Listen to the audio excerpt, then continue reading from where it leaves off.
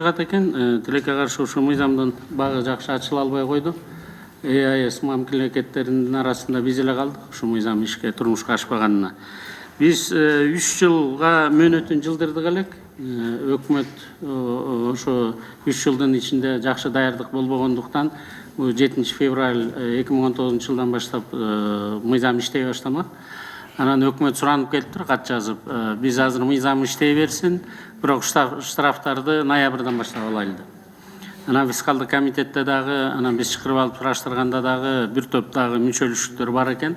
Ошонун арасында дата центры ушу жалаң машиналар боюнча доверенностьтагы суроо талаптары чечилбептир.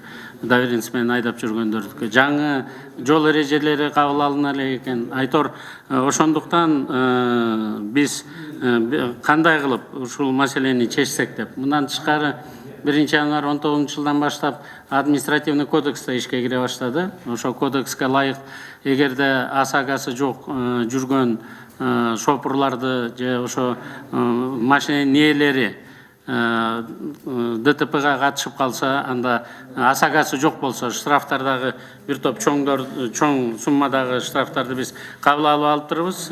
Тактап айта кетсек, эгерде ошо АСАГа полиси жок боло турган болсо, анда физикалык жарандар үчүн 3000 сом, ал эми юридикалыктарга 13000 сом. Ал эми 127 ушу Административный кодекс боюнча виновник ДТП обязан уплатить штраф 3 категории дейт. Для физических лиц 5500 сомов и для юридических лиц 17 000 сомов деп келип калгандыктан биз бир топ депутаттар биригип буларга дагы 2 жылдык убакыт берели деген сунуш менен сиздерге кирип атабыз. Биз кайсыга таяндык?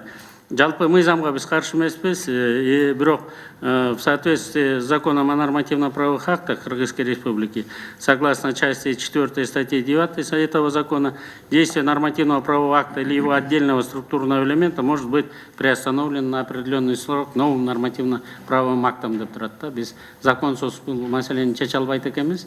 Ошондуктан биз законга туура киргиздик.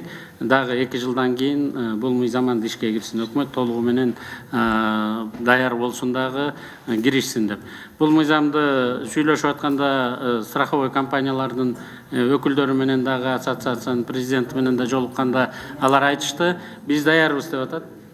12 компанияда азыр 120 миллион сомдон ашык уставдык капиталы менен даярданып, бүгүнкү күнү иш аракеттерибизге ишке кирүүгө даярбыз деп атат да. Бирок өкмөт даяр болбогондуктан, анткени биз мыйзамдын ичинде өкмөттүн жоопкерчилиги, өлкөнүн да, государствонун жоопкерчилигин да карабай коюп турбуз. Ошолорду дагы эске алуу менен бирге биз срокторун жылдырайлы деген сунуштарды сиздерге кайрылып атабыз да. Рахмат.